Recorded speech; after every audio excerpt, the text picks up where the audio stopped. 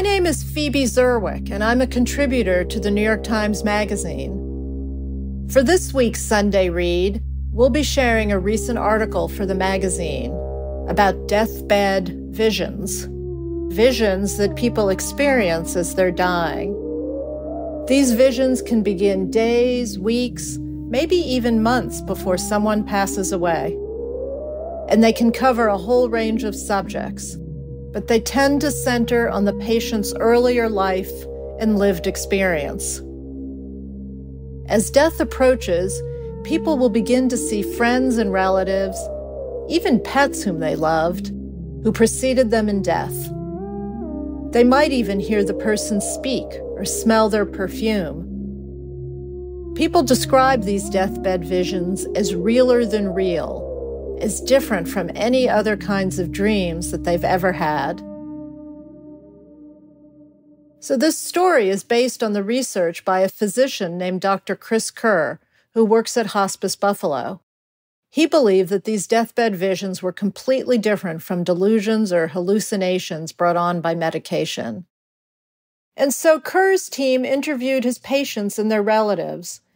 They found that these experiences were common among a majority of patients, an astonishing 88% in their first study. Dr. Kerr often says that he hasn't discovered anything new. He's just reclaimed wisdom that's been lost to modern medicine. In the past century, death moved from people's homes and into a hospital setting. It became medicalized, with machines beeping and doctors and nurses rushing around. And to appreciate these end-of-life experiences, you need a little bit of quiet and time to just talk. Otherwise, they might go unnoticed. I should say, I'm not religious. I don't have beliefs about the afterlife. Normally, I write about topics like mass incarceration, abortion, or the refugee crisis. Deathbed visions are something that I'd never heard of until I encountered it in my own life. You'll hear about that later on. But after that experience, I was compelled to report on it. Last June, I spent about a week at Hospice Buffalo with Dr. Kerr. I met some of his patients or their surviving relatives, sitting back and letting people tell their stories. I understand you were seeing your mom, too. She showed up. She was waving to you or something, right? She was standing over here. One patient, Peggy Hilasky, said that she had been visited by her mother, who was waiting for her. How long ago did she pass? 11 years. She had a smile on her face. You think you'll be seeing her more? I will. Peggy also saw her dog. I saw Kasha. She was smiling. Kasha didn't bark. I'm at peace with everybody. I'm happy. I'm okay. I know it's not time yet. I'm not quite ready yet, but it's coming. Dr. Kerr's patients told me that being with and talking to their relatives about their visions, that it provided a kind of comfort and peace to them. Their relatives said that knowing that the person they loved was not scared of what lay ahead, of death, made their grief much more bearable. Since my article was published, so many people have shared their own stories. Some people interpret this as evidence of an afterlife. Some as something about the power of our inner mind or consciousness. Others as just love in its purest form. Personally, I don't want to put a label on it myself. But the fact is, someday we're all going to reach the end of our own lives. And as the research bears out, when that does happen, people tend to find these visions helpful or spiritually meaningful. So this story is an attempt to explain them. So here's my article, read by Samantha Dez. Our audio producer is Jack DeSidoro. The original music you'll hear was written and performed by Aaron Esposito.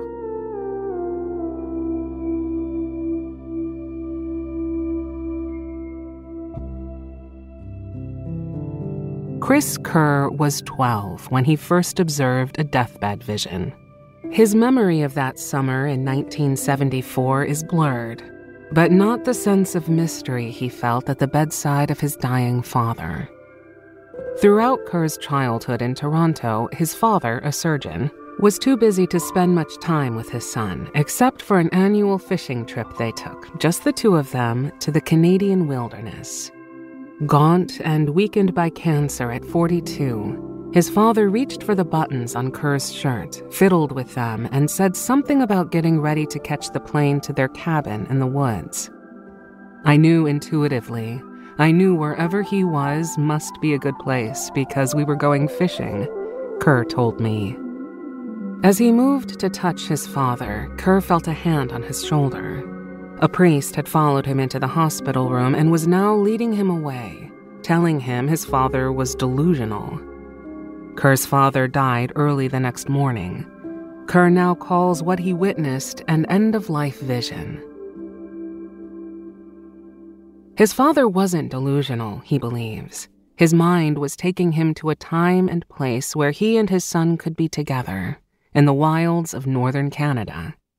And the priest, he feels, made a mistake, one that many other caregivers make, of dismissing the moment as a break with reality, as something from which the boy required protection.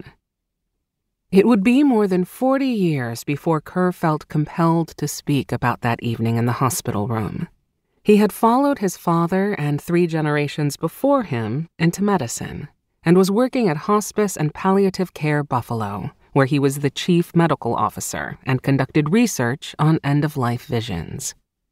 It wasn't until he gave a TEDx talk in 2015 that he shared the story of his father's death. Pacing the stage in the sport coat he always wears, he told the audience, "My point here is I didn't choose this topic of dying. I feel it has chosen or followed me." He went on, "When I was present at the bedside of the dying, I was confronted by what I had seen and tried so hard to forget from my childhood. I saw dying patients reaching and calling out to mothers and to fathers and to children, many of whom hadn't been seen for many years. But what was remarkable was so many of them looked at peace." The talk received millions of views and thousands of comments. Many from nurses, grateful that someone in the medical field validated what they have long understood. Others, too, posted personal stories of having witnessed loved ones' visions in their final days. For them, Kerr's message was a kind of confirmation of something they instinctively knew, that deathbed visions are real, can provide comfort, even heal past trauma. That they can, in some cases, feel transcendent. That our minds are capable of conjuring images that help us, at the end, make sense of our lives. Nothing in Kerr's medical training prepared him for his first shift at Hospice Buffalo one Saturday morning in the spring of 1999. He had earned a degree from the Medical College of Ohio while working on a PhD in neurobiology. After a residency in internal medicine, Kerr started a fellowship in cardiology in Buffalo. To earn extra money to support his wife and 2 young daughters, he took a part-time job with Hospice Buffalo. Until then, Kerr had worked in the conventional medical system, focused on patients who were often tethered to machines or heavily medicated. If they recounted visions, he had no time to listen. But in the quiet of hospice, Kerr found himself in the presence of something he hadn't seen since his father's death. Patients who spoke of people and places visible only to them. So, just like with my father, there's just this feeling of reverence, of something that wasn't understood but certainly felt, he says. During one of his shifts, Kerr was checking on a 70-year-old woman named Mary, whose grown children had gathered in her room, drinking wine to lighten the mood. Without warning, Kerr remembers, Mary sat up in her bed and crossed her arms at her chest. "Danny," she cooed, kissing and cuddling a baby only she could see. At first, her children were confused. There was no Danny in the family, no baby in their mother's arms. But they could sense that whatever their mother was experiencing brought her a sense of calm. Kerr later learned that long before her 4 children were born, Mary lost a baby in childbirth. She never spoke of it with her children, but now she was, through a vision, seemingly addressing that loss.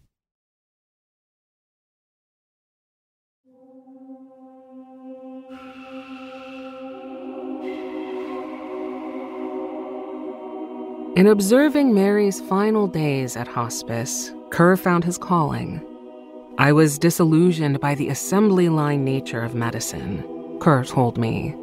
"This felt like a more humane and dignified model of care." He quit cardiology to work full-time at the bedsides of dying patients.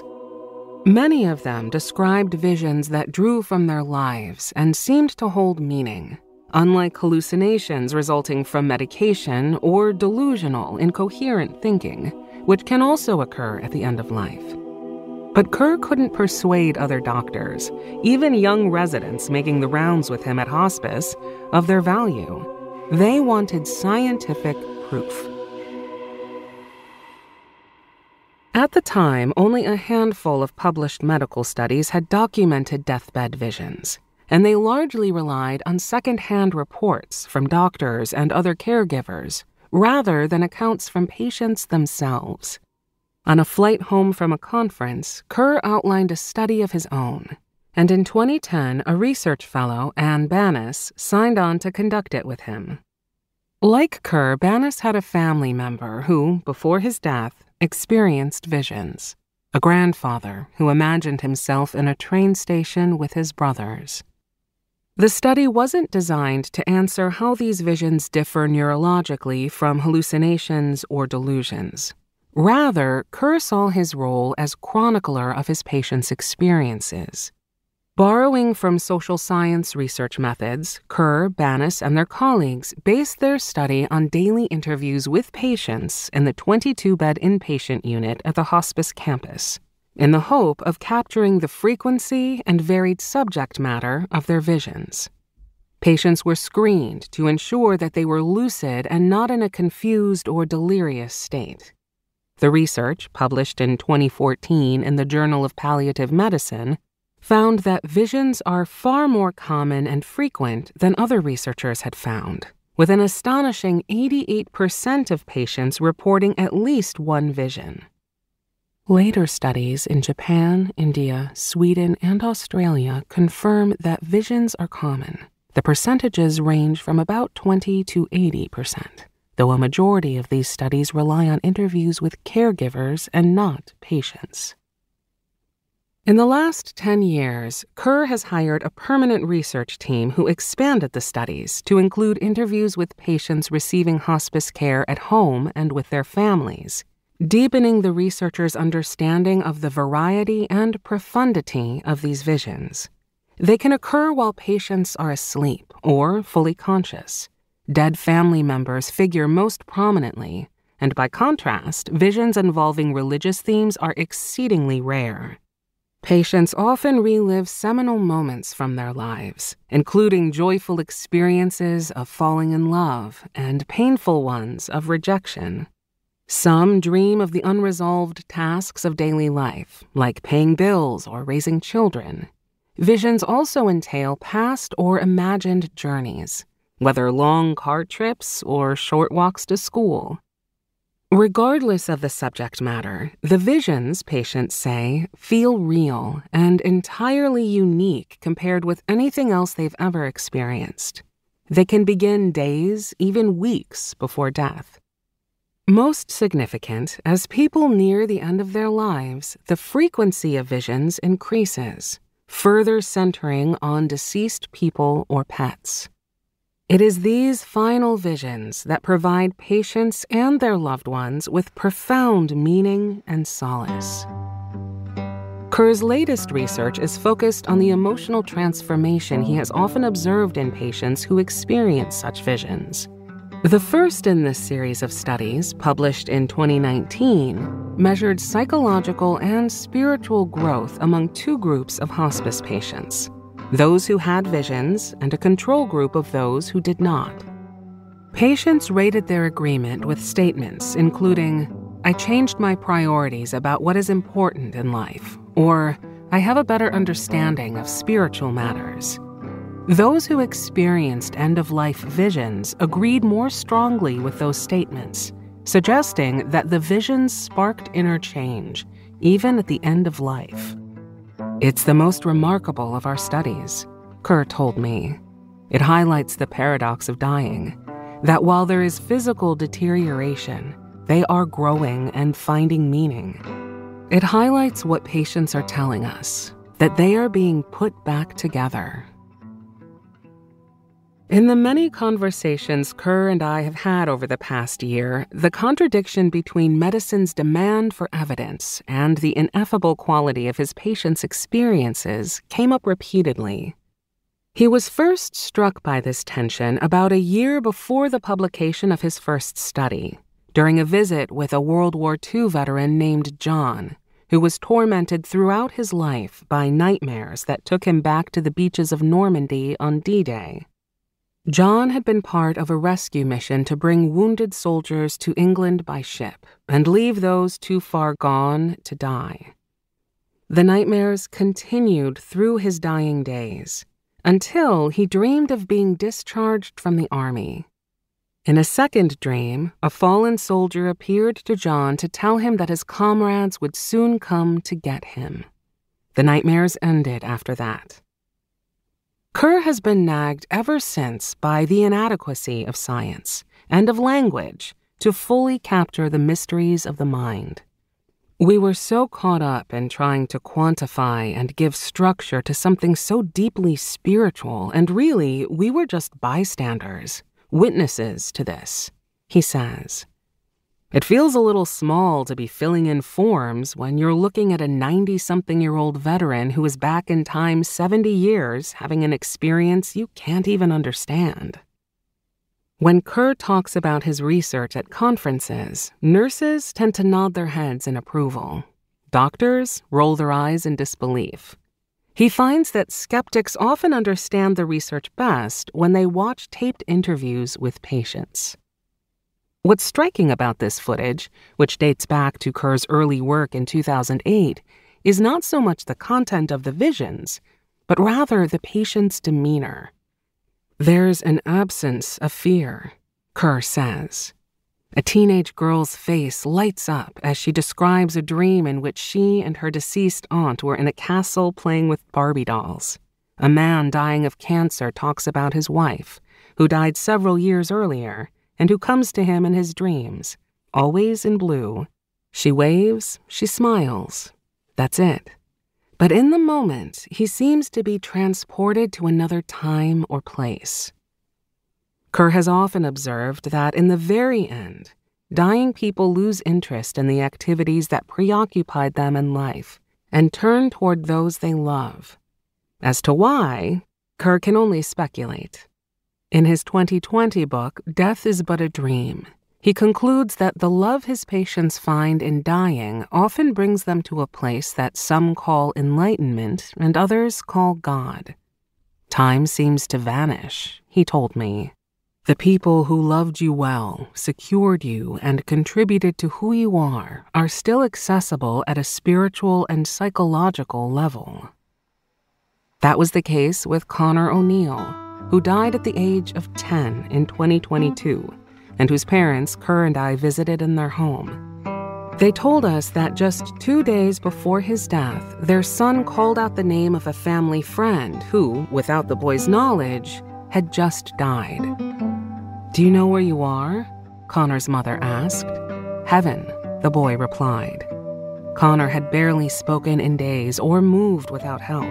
But in that moment, he sat up under his own strength and threw his arms around her neck. "Mommy, I love you," he said. Kerr's research finds that such moments, which transcend the often painful physical decline in the last days of life, help parents like the O'Neills and other relatives grieve even unfathomable loss. I don't know where I would be without that closure or that gift that was given to us, Connor's father told us. It's hard enough with it. As Kerr explains, it's the difference between being wounded and soothed.